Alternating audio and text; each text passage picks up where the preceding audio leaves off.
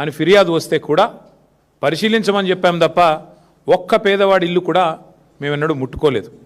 నిజానికి కేసీఆర్ గారి ప్రభుత్వం ఆనాడు 10 ఏళ్ల పాటు జీవో నంబర్ 58 కింద 59 కింద ఈ రాష్ట్రంలో లక్షల మందికి పట్టాలు ఇచ్చింది. ఒక హైదరాబాద్లోనే 1,50,000 పట్టాలు ఇచ్చాం. ఆ పట్టా కూడా ఇంటి మహిళ ఎవరైతే ఉంటారో వారి పేరు మీద ఇచ్చాం. ఖమ్మం పట్టణంలో కూడా 3,000 మందికి 58 జీవో కింద పట్టాలు ఇచ్చాం. అట్లా ప్రతి చోట, ప్రతి నగరంలో, ప్రతి మున్సిపాలిటీ పరిధిలో, గ్రామీణ ప్రాంతాల్లో కూడా జీవో నెంబర్ 58 కింద పెద్ద ఎత్తున పట్టాలు ఇచ్చాం. కానీ ఈ ప్రభుత్వం ఏం చేస్తున్నది? వచ్చిన నాటి నుంచి నేటి వరకు విధ్వంసం, వినాశం, ఇది తప్ప, వినాశనం తప్ప ఇంకో మాట లేదు. నిర్మాణం గురించి ప్రస్తావన లేదు. ఒక విధ్వంసకరమైన ఆలోచనలతో ఎవరి ఇల్లు ఎట్లా కూలగొట్టాలి, భూములు ఎట్లా లాక్కోవాలి. ఇందాక నేను చెప్పిన ముగ్గురు రియల్ ఎస్టేట్ మాఫియా వాళ్ళు ఎవరైతున్నారో, సురేష్, దామోదర్ రావు, ఇంకొక ఆయన పేరింది కిషోర్, ఈ ముగ్గురు ఇవాళ నేను నిర్ద్వందంగా చెప్తా ఉన్నా, ముగ్గురు మంత్రుల బినామీలు వీళ్ళు. ఖమ్మంలో ఉన్న ముగ్గురు మంత్రుల బినామీలు వీళ్ళు ముగ్గురు. వాళ్ళు ఆ ల్యాండ్ను హస్తగతం చేసుకోవడానికే ఇవాళ చేసిన డ్రామా ఇదంతా. వాళ్ళు ఏమనుకున్నారంటే మున్సిపల్ ఎలక్షన్ అయిపోయింది కదా, ఇప్పుడు కొడితే అడిగేవాడెవడు అన్న లైన్లో పోయారు. ఒక శత్రుదేశం మీద దండయాత్రకు పోయినట్టు 3,000 మంది పోలీసు వాళ్ళు పొద్దున 3టికి పోయి వాళ్ళను మెడలు బట్టి బయటికి నూకి ఇండ్లన్నీ కూలగొట్టారు.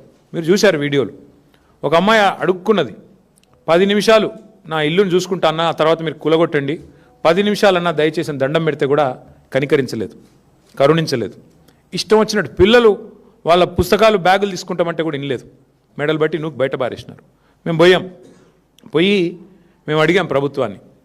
8 లక్షలు, 9 లక్షలు, 12 లక్షలు, ఒక ఆయనైతే పాపం 200 గజాల్లో 18 లక్షలు పెట్టి ఖర్చు పెట్టి అప్పు చేసుకొని కట్టుకున్నాడు ఇల్లు. కట్టుకొని కూడా సంవత్సరంన్నర కాలేదు. కాబట్టి ఇట్లాంటి పట్టాలుండి అన్ని రకాల హక్కులుండి, యాజమాన్య హక్కులుండి ఇండ్లు కట్టుకుంటే మీరు ఎట్లా ఇలా కొడతారు అంటే ల్యాండ్ మాఫియా అంటారు. ఎవరండి ల్యాండ్ మాఫియా? ఇప్పుడు నేను చెప్పిన సురేషు, కిషోరు, దామోదర్ రావు వీళ్ళు ల్యాండ్ మాఫియా. మా వెనకాల ఉండి నడిపిస్తున్న ముగ్గురు మంత్రులు మీరు ల్యాండ్ మాఫియా.